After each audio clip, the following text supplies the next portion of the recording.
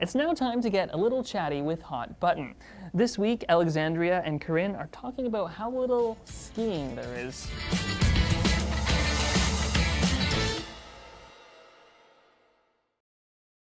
Hello and welcome to Hot Button. Now, this week we are going to talk about the rather large issue of climate change and how warmer weathers are affecting us here locally. And we wanted to know what you had to say in the community. We've seen kind of two extremes for weather lately, and in December, not many ski hills were able to open just because there was no snow, and now we're seeing so much snow. Like, what's your take on that?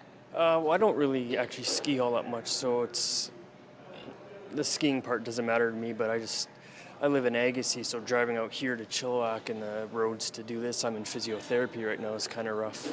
I like snow, but to drive in it is the pits. But, I wish it would make up its mind what it's going to do, either sunshine or rain or do something, but this is getting a little silly. I think it's pretty normal. Yeah. I don't see anything out of the ordinary compared to years ago.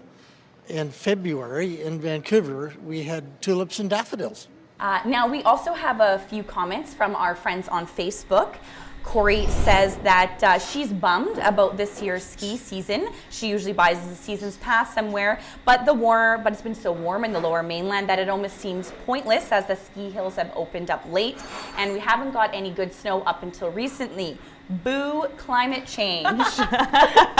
And our friend Amy says that she likes skiing, but she prefers a warmer winter.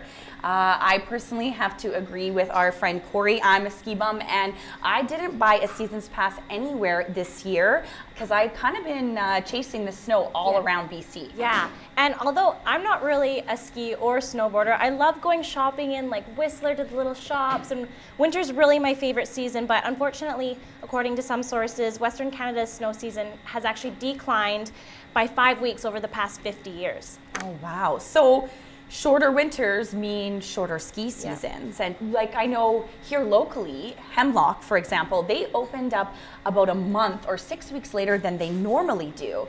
And sometime around Christmas time, they were reaching spring temperatures, something like plus 17. And so having to open 4 to 6 weeks later when they normally do, I can't imagine how much money they would have lost because of that. That would be insane. And a lot of mountains have actually suffered similar conditions. Whistler was almost down 10% of their ski visitors compared to last year, and Mount Washington had to let go of 200 of their employees.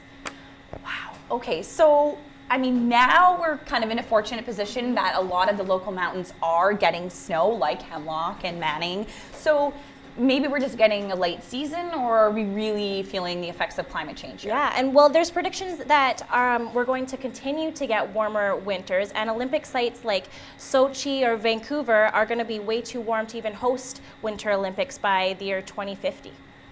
Jeez. Well, I guess that means I need to hit the mountain every chance I get for the next 30 years. Yep, and at least I can shop with or without snow. But we want to hear from you. Are the warmer winters affecting you? Are you noticing any of the effects of climate changes? Contact us through Twitter or Facebook, and we'll revisit your comments on the next episode of Hot Button.